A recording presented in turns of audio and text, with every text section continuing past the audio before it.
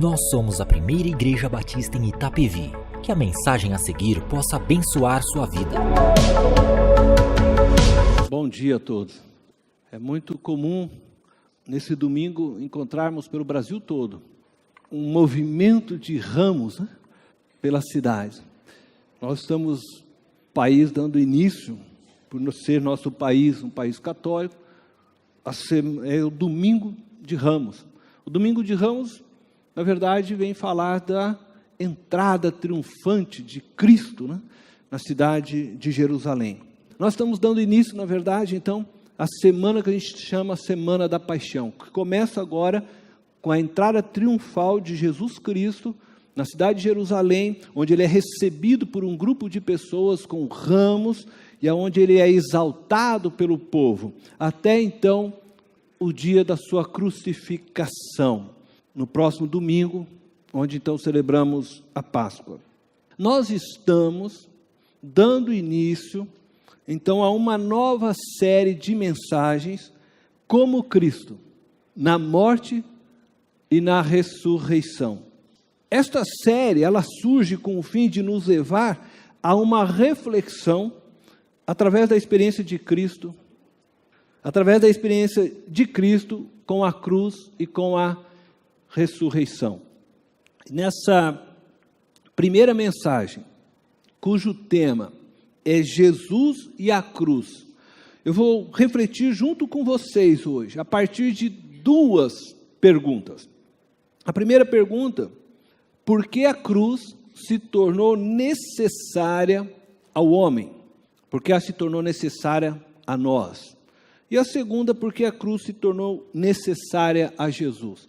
Então, nós vamos fazer uma reflexão a partir dessas perguntas, respondendo então essas duas perguntas. Iniciamos então pela primeira, por que a cruz se tornou necessária ao homem? E eu quero convidar você à leitura de Eclesiastes, capítulo 3, versículo 11. Eclesiastes, capítulo 3, verso 11. Você pode abrir aí, no seu smartphone, ou você pode acompanhar também pela tela, ou na sua Bíblia, se você traz a sua Bíblia. Diz assim: Ele, se refere a Deus, fez tudo apropriado a seu tempo. Também pôs no coração do homem o anseio pela eternidade. Mesmo assim, este não consegue compreender inteiramente o que Deus fez. Deus criou o ser humano com o anseio pela eternidade. É isso que o texto está nos afirmando. Isto explica por que nós, seres humanos, desejamos estender sempre nossas vidas, o máximo que nós pudermos. Interessante, que ainda que um homem viva 120 anos, ele continuará com a sensação de que viveu pouco, pois a sua alma clama pela existência eterna.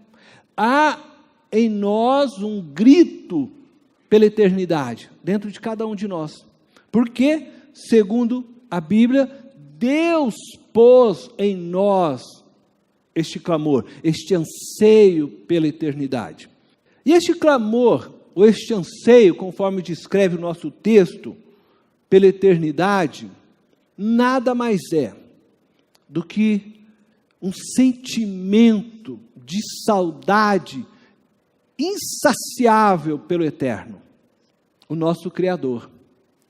Deus colocou em nós, ao nos criar, um sentimento que nos impulsiona a buscá-lo. O anseio pela eternidade é um anseio pelo eterno, é um anseio pela vida, e Deus é vida. Ele colocou em nós esse sentimento que nos move ao desejo de ir ao seu encontro. E isso Deus fez, porque Ele nos fez para a sua glória. Nós fomos criados por Ele e para Ele. E por isso Ele colocou em nós um anseio pela eternidade, um desejo de irmos em sua direção, de irmos ao seu encontro. No projeto original de Deus, esta sede estaria sempre sendo saciada, preenchida, porque nós viveríamos conectados a Ele.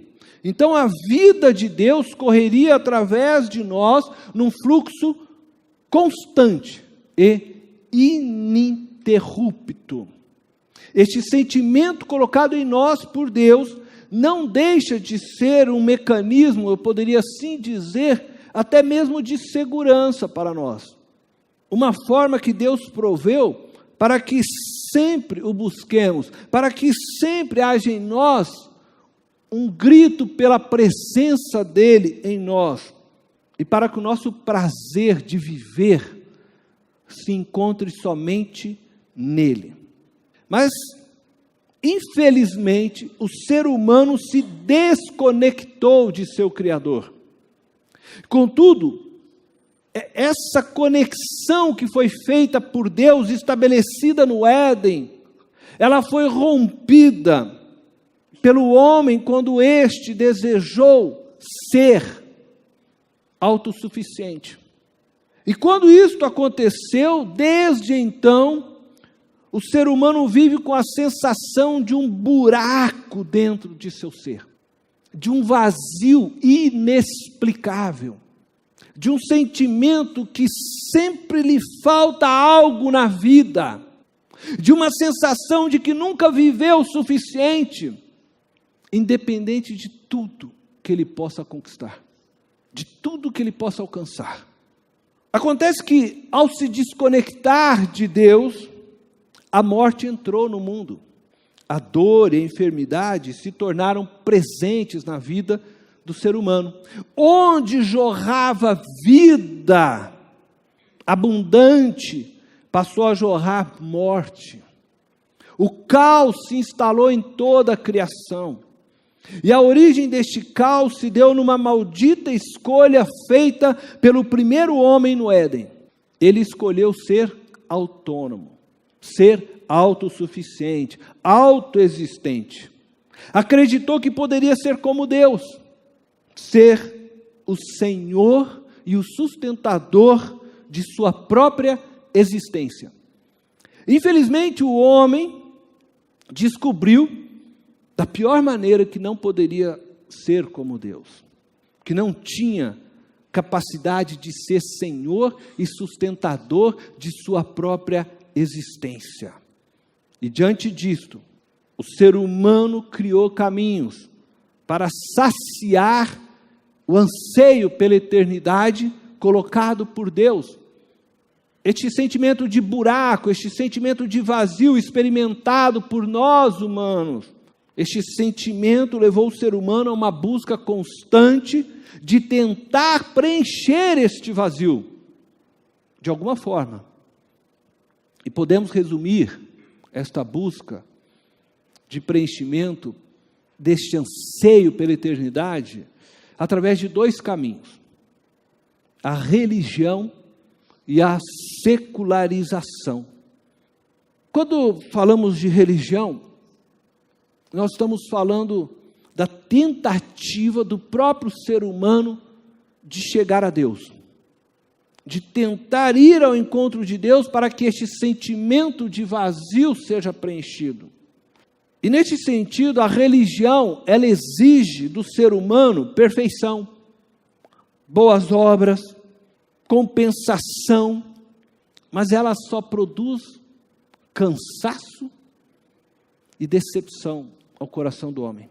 A religião, ela aponta para o que de fato pode preencher este sentimento de saudade de Deus. Ela aponta para o próprio Deus.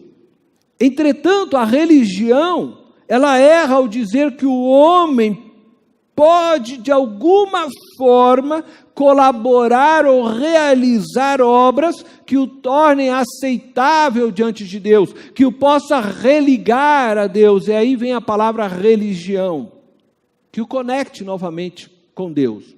Mas nenhuma religião nos conecta ao Deus Criador. Só existe um caminho para que o homem seja religado a Deus. Este caminho é Jesus Cristo. Jesus Cristo não é uma religião. Jesus Cristo é uma pessoa que nos convida para um relacionamento pessoal com Ele.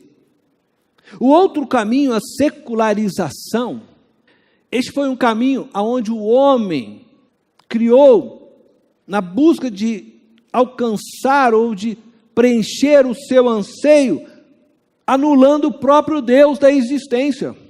Bom, se Deus é o clamor da minha alma, a eternidade, eu vou colocar fim a isso, dizendo que o próprio Deus não existe, a vida eterna não existe, e eu tento trazer à minha consciência, ou eu tento infundir à minha mente a ideia de que o mundo e tudo só existe nesse tempo presente, tentando assim acalmar ou calar o grito da minha própria alma que foi posta por Deus. Matar a saudade de Deus matando Deus, tirando da história. Mas nós vimos que isso não dá certo. E o ser humano, sem perceber, na medida que ele tenta tirar Deus da sua história e da sua existência, ele mesmo projeta novos deuses para a sua existência. Então ele começa a tentar preencher isso através de outras formas. Ele começa a criar para si ídolos. E esses ídolos pode ser o dinheiro, esse ídolo pode ser o sucesso profissional, esse ídolo pode ser o sucesso familiar, busca pelo poder, pelo status. De alguma forma, ele estabelece dentro de si ídolos, a qual determinarão a sua escolha, a sua existência, e dessa forma tentando cauterizar o clamor da sua alma, cauterizando sua própria mente. E é por isso que a Bíblia diz, né, que o nosso inimigo cegou o nosso entendimento. A sociedade, a cultura que nos cerca, ela tenta abafar para nós a existência de Deus, ela tenta criar para nós a ideia de que Deus não existe, e ela tenta nos vender pacotes aos quais nós possamos dar sentido à nossa existência sem Deus. E nós muitas vezes, na nossa inquietação, às vezes abraçamos um determinado pacote desse, aí quando nós nos decepcionamos com esse, nós pulamos para o outro, às vezes nós vamos pulando para o outro, mas nós não nos voltamos a Deus. A nossa cultura emergente, ela não aponta Deus para nós, ela prefere tirar Deus da nossa história. Os caminhos, esses dois caminhos criados pelo ser humano, se mostraram e se mostram até hoje inúteis. Criar religiões, estabelecer ritos e doutrinas não torna a existência do Criador real a nós. Não preenche o anseio de eternidade que clama nosso ser interior. Não mata a saudade da nossa alma do Criador. Por quê? Nada disso é suficiente para nos justificar diante do Criador e promover a nossa reconexão com o Criador. Da mesma forma, eliminar Deus de sua existência pessoal não vai pôr fim à realidade que você precisa se conectar novamente com Deus, para que você possa encontrar prazer na vida novamente, para que a vida possa fluir abundantemente de seu ser, para que cada órgão, cada músculo, cada célula da sua existência possa ser cheia da presença viva de Deus, para que a sua psique, a sua alma, as suas emoções sejam curadas, e dessa forma a sua alma encontrar gozo, alegria eterna. Ao se desconectar do Criador, o homem pecou, ele fugiu de seu propósito existencial, errou o alvo e se colocou então debaixo da lei do pecado. Por isso diz aí em Romanos capítulo 6, versículo 23, né, a primeira parte desse texto diz assim: pois o salário do pecado é a morte. Então, quando o homem se desconecta, quando o homem abre mão de viver em Deus e quer ser autossuficiente, autoexistente, ele erra o alvo, porque foi criado para ser e viver e servir e adorar a Deus. E quando ele se distancia então de Deus, ele erra o alvo e ele se coloca debaixo da lei do pecado. E a morte se torna existente em nossas vidas. A vida deixa de fluir a vida de Deus. E a morte faz parte agora da nossa história. E então Deus, ciente de que o homem jamais o alcançaria por seus esforços, Deus fez o que o homem não poderia fazer. Deus veio ao encontro do ser humano. Mas entenda bem, era necessário que a justiça fosse feita, que o salário do pecado fosse pago. Um homem justo, sem pecado, deveria morrer para que a justiça fosse estabelecida. Um homem pecou no início. E agora um homem justo precisava pagar o preço desse pecado, que afetou a história de todos os homens. Um homem justo, sem pecado, deveria morrer. Por isso, a cruz se tornou necessária ao homem. Porque a cruz é o pagamento do salário do pecado. Eu e você deveríamos morrer e pagar pelo preço do pecado, mas nós não temos em nós pureza. Nós já nascemos no pecado. E aí então vem a nossa segunda pergunta, né? Por que a cruz se tornou necessária a Jesus? Então nós vamos olhar e compreender. Mas antes de eu responder diretamente essa pergunta, deixa eu lhes falar um pouco sobre a Bíblia. A Bíblia é a palavra de Deus. Um livro dado aos homens por Deus, que apresenta a saga original da redenção do mundo e dos seres humanos.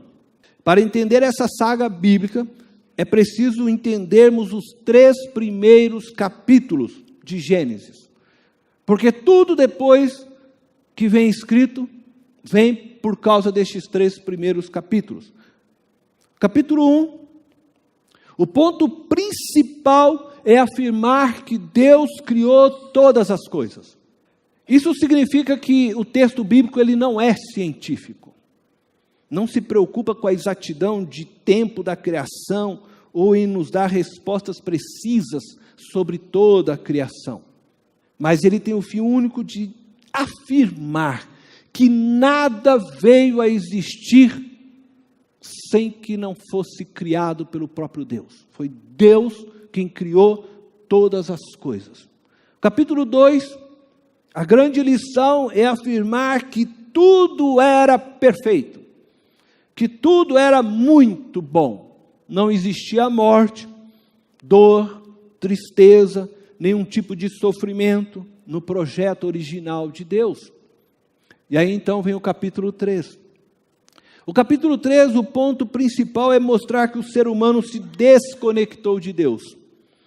E essa desconexão trouxe a morte, juntamente a dor, a tristeza e todo tipo de sofrimento para a criação de Deus. Não só o ser humano, para toda a criação.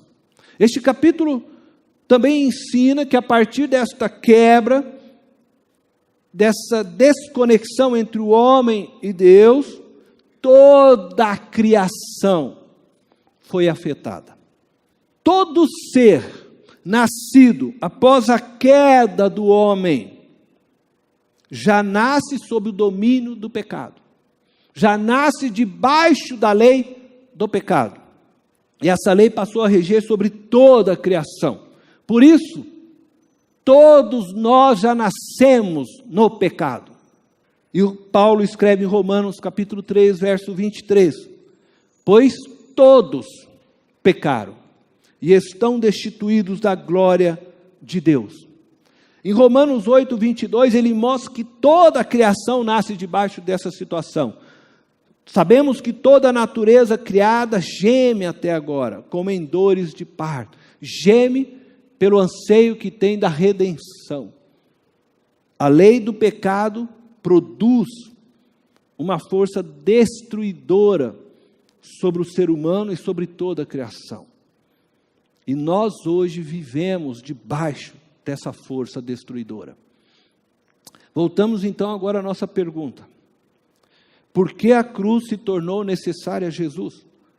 Uma vez que todo ser humano já nasce sob o poder do pecado, nenhum homem nascido da carne, da união entre um homem e uma mulher, poderia pagar o preço do pecado por meio da sua morte, pelo derramamento do seu sangue, uma vez que já nasce no pecado. E é devido a esta realidade que a cruz se tornou necessária a Jesus. E a partir do capítulo 4 do livro de Gênesis, até o último capítulo do livro de Apocalipse, nós temos então a saga da redenção humana. Nós encontramos Deus se movendo na história para a redenção do ser humano, a minha redenção, a sua redenção, e Deus vai construindo essa história, deixando marcas para que nós pudéssemos entender aquilo que Ele estava fazendo. E é por isso que Ele nos deixou a Bíblia. Esta saga é a saga de uma história de um Deus de amor imensurável e indescritível, que na busca em restabelecer a conexão com o ser humano, Ele deixa o seu trono, deixa a sua glória, deixa tudo e se torna homem. Se torna homem, vulnerável, como eu e você. Se coloca na posição de servo e se deixa ser crucificado. Por sua livre vontade, Ele abre mão de todas as coisas para ir ao encontro do homem que escolheu deixá-lo. Por isso Deus é amor. A cruz, ela é o resultado da escolha voluntária de Jesus Cristo, feita antes da fundação do mundo, de se tornar o Salvador de toda a criação e de toda a humanidade, caso essa viesse a pecar, como de fato veio. E diante a impossibilidade, então, que a humanidade pudesse salvar a si mesmo, Jesus se ofereceu para morrer a nossa morte, antes que o mundo viesse a existir, antes que você se tornasse uma realidade, antes de qualquer coisa, antes de você pensar e amar a Deus, Ele já tinha te perdoado. Porque lá, antes de formar o mundo, Ele já havia voluntariamente se colocado para morrer a sua morte. Você já era amado por Deus, antes mesmo de ser criado, de ser formado. Quando você ainda era só uma ideia na mente de Deus, quando nós ainda éramos só um projeto na mente de Deus, Ele já nos amou de tal forma a se colocar voluntariamente para morrer a nossa morte, caso viéssemos a nos desviar dos seus projetos, dos seus planos, como de fato aconteceu, e de fato Ele veio e morreu por nós, por amor a você, por amor a mim. Ele havia se disposto a isso, a pagar o preço para a nossa reconciliação. E eu quero ler 1 Pedro, capítulo 1, verso 18 ao 20, com vocês, mostrando de fato esta verdade. A realidade de que, antes mesmo de pecarmos, Jesus já tinha estendido os seus braços para morrer por nós. Diz assim 1 Pedro: pois vocês sabem que não foi por meio de coisas perecíveis, como prata ou ouro, que vocês foram redimidos da sua maneira vazia de viver, que lhes foi transmitida por seus antepassados. Não foi coisas perecíveis como prata ou ouro que proveu a nossa redenção e salvação, não. Diz, mas pelo precioso sangue de Cristo, como de um cordeiro, sem mancha e sem defeito, conhecido antes da criação do mundo, revelado nestes últimos tempos, em favor de vocês. Pedro está dizendo que este cordeiro já era conhecido antes da fundação do mundo, e que foi revelado agora, nos seus tempos. Ele estava dizendo àqueles que recebiam a sua carta, que o ouviam. É isso que a Bíblia nos diz.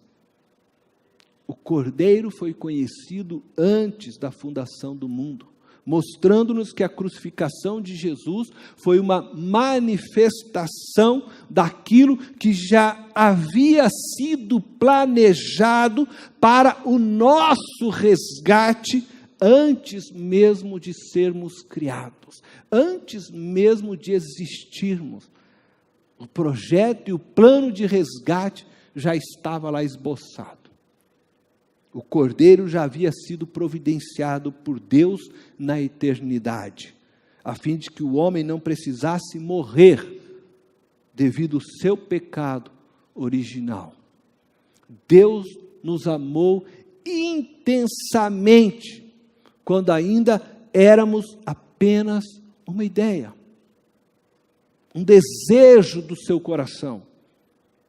Que coisa maravilhosa! Antes que você viesse a existir, Jesus já te amava. E é disso que a Bíblia fala quando diz que Ele nos amou primeiro. E te amava tanto, tanto, a ponto de se oferecer como sacrifício em seu lugar, em meu lugar. Imagina, tenta imaginar o quanto Jesus te ama. O quanto que Ele deseja se relacionar com você, o quanto Ele tem prazer em ouvir a sua oração, o quanto Ele anseia te abraçar, te receber nos céus, o quanto Ele deseja viver eternamente com você. Antes mesmo de você existir, Ele já planejou como salvá-lo, como resgatá-lo, porque Ele te amava intensamente, de forma indescritível, imensurável, incalculável. Deus te ama.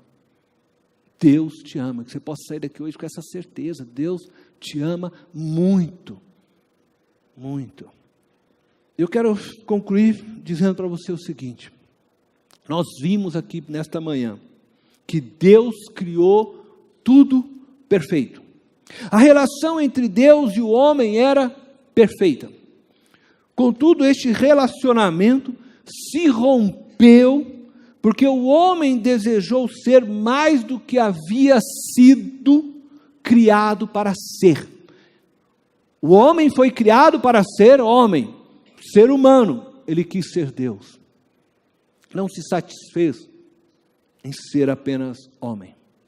Quando relacionamentos se rompem, o caos se instala.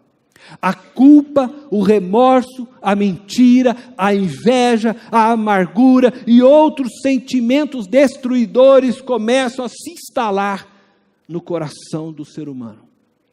E diante disso nós vimos que Deus, que não foi o causador do rompimento, entretanto, Ele foi o agente que trabalhou para que a reconciliação pudesse acontecer. Ele tomou a iniciativa para reconstruir a ponte entre Ele e os seres humanos. E para isso, Ele abriu mão de sua divindade, de sua glória, de seu poder e se humilhou, tornou-se homem e morreu na cruz por você e por mim. Cristo pagou a conta dos nossos erros. Ele assumiu o prejuízo dos nossos pecados. Aprendemos com Cristo nessa manhã que não existe reconciliação sem que alguém pague a conta. Ele se dispôs a pagar.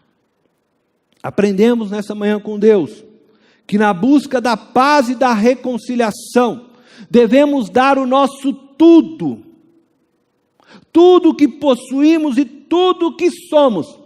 Deus abriu mão até da sua divindade pela reconciliação do homem com Ele, e que nós possamos seguir e aprender e entender o que Deus fez. Por isso eu quero dizer a você nessa manhã, não existe maior ato de adoração do que perdoar seu irmão, do que perdoar aquele que te ofendeu, seja seu professor, seja seu colega de trabalho, seja o seu chefe, seja seu pai, sua mãe, seja o seu filho. Não existe maior ato de adoração do que se reconciliar com alguém. Isto é viver a cruz. Foi isso que Deus fez naquela cruz por nós. Em todo relacionamento onde existe um dano, em todo relacionamento que foi rompido, em todo relacionamento que houve alguém ferido, em todo relacionamento que foi estraçalhado, alguém, algum lado, terá que pagar a conta. Eu vou fechar, deixando aqui para vocês uma pergunta, ou duas perguntas. Quando isto ocorre na sua vida, quando relacionamentos são estraçalhados, quando relacionamentos são danificados, qual opção você toma? Quando isso acontece, você pode tomar duas opções: contra aquele que te feriu, contra aquele que te esmigalhou. A primeira é dizer para ele: não esquenta a cabeça, eu vou te mandar a conta, e aí tudo ficará bem. Eu vou cobrar de você o que você fez. Ou você pode fazer a segunda opção: não esquenta a cabeça, vá para casa, descanse, eu mesmo assumo o prejuízo, te perdoo. Deus olhou para nós e optou pela segunda. Nós rompemos com Deus e Ele veio em nossa direção. Entregou-se inteiramente, plenamente, abriu mão da sua divindade, se fez homem, morreu numa cruz. Agora então, qual é a opção que você vai fazer daqui em diante quando alguém te ferir? Qual a opção que você já fez, né, com aqueles que já te feriram? Feche os teus olhos. Pai amado eterno, eu quero te dar graças por podermos estar aqui hoje e podermos ouvir a tua palavra. Eu oro, Senhor Deus, para que nós possamos verdadeiramente agir como o Senhor. E nós escolhemos, dirigidos pelo teu Espírito neste ano, vivermos como Cristo. E cada reflexão, Senhor, é para nos levar a sermos mais como o Senhor. E hoje nós entendemos que ser como o Senhor é termos essa disposição de assumir a conta, assumir prejuízos em prol da reconciliação. Porque entendemos, Senhor, que este é o maior ato de adoração que podemos oferecer. É viver em paz com todos aqueles que nos cercam. É ter paz com todos aqueles que estão ao nosso redor. É ter paz entre nós, irmãos. Porque assim o teu nome será engrandecido e exaltado. Entendemos nesta manhã, Deus, que perdoar é a experiência de reviver a cruz com o Senhor. Obrigado por este tempo, obrigado pela tua palavra, obrigado, Deus, por tudo. Em nome de Jesus. Amém. Esta foi mais uma mensagem especial da Primeira Igreja Batista em Itapevi. Que Deus te abençoe.